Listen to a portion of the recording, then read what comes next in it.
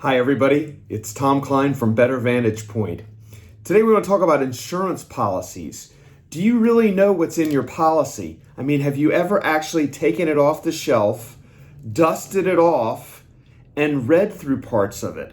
Because an insurance policy it's really a breathing, living document. It may sit on your shelf, but there's a lot of value in knowing what's going on and what it actually says and what's covered. If you've never gone over every provision of your insurance policy, consider doing it or have someone teach it to you. If your agent doesn't understand it, call a professional and ask them. It's really important that you know, because an insurance policy often can get you out of a tight spot. So here's an example. I went to visit an old friend who's a dealer, and he had on his desk a problem, and I said, "Do you have any problems I can help you with?" And he said, "Yeah, actually, I've got this one."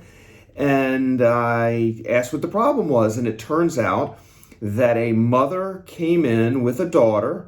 The mother stole the daughter's Social Security number and bought a unit, and now the bank was asking the dealer the general manager, to pay off the loan without getting the vehicle back.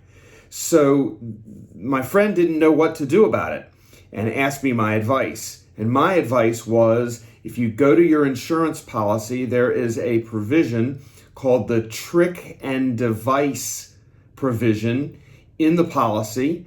That means that you've been tricked because the mother wasn't who she said she was. So because she tricked you, the insurance company should pay off the bank. Now, a lot of people are going to say, "Well, I don't want to do that. That's not the right thing to do." But I'm going to disagree, because here's what happens. If you pay off the insurance company, then it's your responsibility to then go and pick up the car or the RV.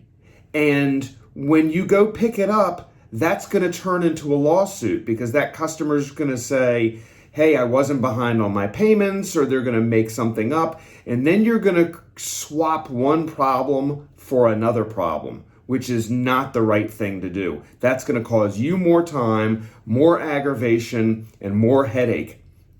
So I recommend that to this particular general manager that he turn the claim over to his insurance company. That way it's resolved. Now, his response to me was, "Well, then she's going to get away with a free vehicle." And I said, "It really doesn't matter, does it? You're not the police. You're not a nonprofit organization. You're trying to run a business. So let the insurance company worry about that. The most important thing for you to do is not get involved in a lawsuit." And that was my advice to him. If you don't agree with me, I'm glad to hear from you. Please reach out. But I advocate that you should know what's in your insurance policy, because often, if you do, it can resolve a very complicated problem. In this case, I think it was the right solution. Thanks for watching, and thanks for seeing things from a better vantage point. I'm Tom Kline.